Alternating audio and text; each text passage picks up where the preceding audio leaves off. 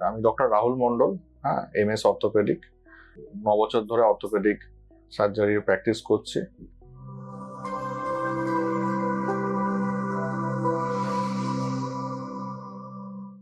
আজকে আমি একটা ছোট টপিকের ব্যাপারে আলোচনা করব যে মহিলাদের বোন এবং জয়েন্ট হেলথ কি করে মেনটেন করা হয়। আমাদের অনেকেরই প্রশ্ন থাকে, বিশেষ করে পোস্ট মেনোপজাল ওমেনদের, এবং আজকালকার দিনে মহিলারা মাল্টিপারপাস ওয়ার্কিং করে। বিশেষ করে শুধু তারা আজকালকার দিনে ঘরের কাজে সীমাবদ্ধ নয়, তারা বাইরে ইকুয়ালভাবে সমস্ত ধরনের কাজ করছেন এবং প্রফেশনালের সাথে সংসার ঘর সামলানো এবং সমস্ত ধরনের কাজই করতে হচ্ছে। এবার বোন হেলথ জয়েন্টটা শুধুমাত্র, যেটা তথাকথিত ধারণা যে পোস্ট মেনোপজালের আগে মহিলাদের বোন হেলথের কোনো ইস্যু আসবে না, এটা একদমই ভুল ধারণা। বোন হেলথের ইস্যু যে কোনো বয়সেই আসতে পারে, কম বয়সেও আসতে পারে, বেশি বয়সেও আসতে পারে, হ্যাঁ, এবং মাঝ বয়সে অর্থাৎ অ্যাডোলেসেন্ট বা অ্যাডাল্টহুডেও আসতে পারে। এর সাথে বয়সের সম্পর্ক নেই। এটা মেনলি নিউট্রিশন, ডায়েট এবং হেলথি লাইফস্টাইলের সাথে জড়িত, যেটা আমাদের অনেক সময় বিশেষ করে ওয়ার্ক বার্ডেনের জন্য হয় না। সকালে উঠে ঘুম থেকে উঠে 20 থেকে 30 মিনিট ফ্রি হ্যান্ড এক্সারসাইজ স্কুলে যেরকম পিটি করতাম সেইগুলো করা খুব আবশ্যিক। মিনিমাম নিজের জন্য আধ ঘন্টা হলেও সেলফ টাইম রাখা খুব জরুরি, যাতে আপনারা এক্সারসাইজ বা যেটা ভালো লাগে সেটা করবেন এবং সেই কোনো একটা অ্যাক্টিভিটির সাথে মিনিমাম কিছু একটা এঙ্গেজমেন্ট। হ্যাঁ, শুধুমাত্র ফিজিক্যাল হেলথ নয়, মেন্টাল হেলথও ইকুয়ালি ইম্পর্টেন্ট এক্ষেত্রে, যাতে মানসিকভাবেও আমরা আপলিফমেন্টের জায়গায় একটা থাকতে পারি। এটাকে আমরা মূলত 3টে এজে যদি ভাগ করি, অর্থাৎ 18-র নিচে, যথা বাচ্চা বয়স বা বাচ্চার কম বয়স, সেই বয়সে আমরা সাধারণত মা বাবার তত্ত্বাবধানে থাকি এবং স্কুলের টিচার এবং মা বাবাই করেন।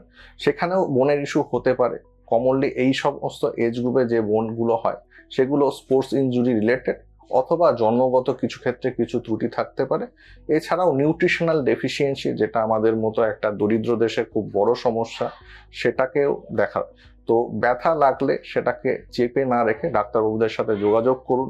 দরকার হলে ডাক্তারবাবুরা পরীক্ষা নিরীক্ষা করবেন এবং অবশ্যই গুড হেলথ জন্য গুড ডায়েট এবং মিনিমাম এক্সারসাইজ অ্যাক্টিভিটি আজকালকার দিনে যতই সময়ের অভাব থাকুক সেটা আপনাকে বার করে করতে হবে। কারণ আমাদের পরিভাষায় হেলথ ইজ ওয়েলথ। হ্যাঁ, হেলথ আপনি কোনো ওয়েলথ দিয়ে কিন্তু ক্রয় করতে পারবেন না যদি নষ্ট হয়ে যায়। এবং দ্বিতীয় জিনিস যেটা বলা হলো, এরপরে অ্যাডাল্টহুড, যেখানে আমরা সাধারণত কর্মজীবনে প্রবেশ করি, অর্থাৎ হায়ার এডুকেশন অথবা চাকরি জীবন। হ্যাঁ, 18 থেকে 45 মহিলাদের, এটাকে আমাদের মেনোপজাল ওম্যান, অর্থাৎ আমাদের মেনোপজাল হরমোনাল সিস্টেম একটা চেঞ্জ হলো চাইল্ডহুড থেকে, কিন্তু আমাদের মেনোপজ অ্যাটেন্ড করিনি। এর মধ্যে মহিলাদের সচরাচর হরমোনাল ডেফিসিয়েন্সির অভাব হয় না, কিছু ক্ষেত্র ছাড়া, যেরকম গাইনোকোলজিস্ট কমন কিছু ডিসঅর্ডার, PCOD বা থাইরয়েড ডিসঅর্ডার, এগুলো যদি কারোর না থাকে বা এই ধরনের কোনো হরমোনাল ইস্যু কারোর না থাকে, তাহলে বোন হেলথ কম্প্রোমাইজ হয় না। কিন্তু এই বয়সেও যদি কেউ নিয়ম না মেনে জীবনযাপন করে বা কোমর ঝুঁকে, কোমর নুয়ে, ঘাড় ঝুঁকে, হাঁটু মুড়ে বেশি কাজ করে, তাদের বোন হেলথ নিয়ে ইস্যু আসতে পারে। তো স্বাভাবিকভাবে এই কয়েকটা কাজ একটু কম করে করা উচিত। এবং দ্বিতীয়ত, যেটা আগেও বলা হয়েছে, এক্সারসাইজ এবং হেলদি ফুড এবং গুড লাইফস্টাইলের কোনো বিকল্প কিছু নেই। ওষুধ বা ফুড সাপ্লিমেন্ট কখনোই আপনার ফুড এর বিকল্প বা সুস্থ জীবনযাপনের বিকল্প হতে পারে না। এবং সর্বোপরি যেটা শেষ এবং মোস্ট ইম্পর্টেন্ট ইস্যু থাকে, যে দেখা যায় যে 45 বছরের পরে কি হবে মহিলাদের, সে একই জিনিস, সেখানেও হরমোনাল একটু ইস্যু আসে। তার জন্য বিশেষ করে যদি কোনো মহিলার হিস্টেক্টমি বা এই ধরনের অপারেশন হয়, তাকে সাপ্লিমেন্ট নিতে হতে পারে, ভিটামিন ডি বা ক্যালসিয়াম সাপ্লিমেন্ট বোন জয়েন্টের জন্য। এবং তারপর থেকে অস্টিওপোরোসিসেরও ইস্যু আসে, তার জন্য বোন মিনারেল ডেন্সিটি টেস্ট আছে। হ্যাঁ, বিশেষ করে যদি 60 বা তার ঊর্ধ্বে আসে, তখন বোন মিনারেল ডেন্সিটি অবশ্যই চেক করা উচিত এবং এটাকে একটা ভালো লেভেলে রাখা উচিত। একে ফ্র্যাকচার প্রিভেনশনও বলা যেতে পারে। বয়সকালে যে ফ্র্যাকচার হয় তথাকথিত, সেগুলোকেও হওয়ার থেকে এটা ডিলে করতে পারে বা অনেক ক্ষেত্রে আটকেও রাখতে পারে। কমন যেগুলো নেক ফিমার বা ট্রকেন্টারিক ফ্র্যাকচার হয়, সেগুলো যদি আমরা বোন হেলথকে ভালো রাখতে পারি, হয়তো সেগুলো নাও হতে পারে।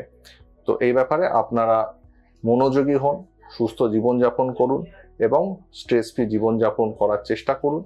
এবং কোনো অসুবিধা হলে আমরা এসকাক সঞ্জীবনীতে এই সমস্ত ব্যাপারে সুপরামর্শ দেওয়া এবং তথাকথিত সমস্ত ধরনের চিকিৎসার সুবিধা উপলব্ধ আছে। আপনারা চাইলে আমাদের যোগাযোগ করতে পারেন। এখানে আশা করি আমরা আপনাকে সুলভে উন্নত এবং আধুনিক চিকিৎসা পরামর্শ এবং যথাযথভাবে অপারেশন থেকে আরম্ভ করে সমস্ত ধরনের চিকিৎসা পরিষেবা দিতে পারবো। নমস্কার।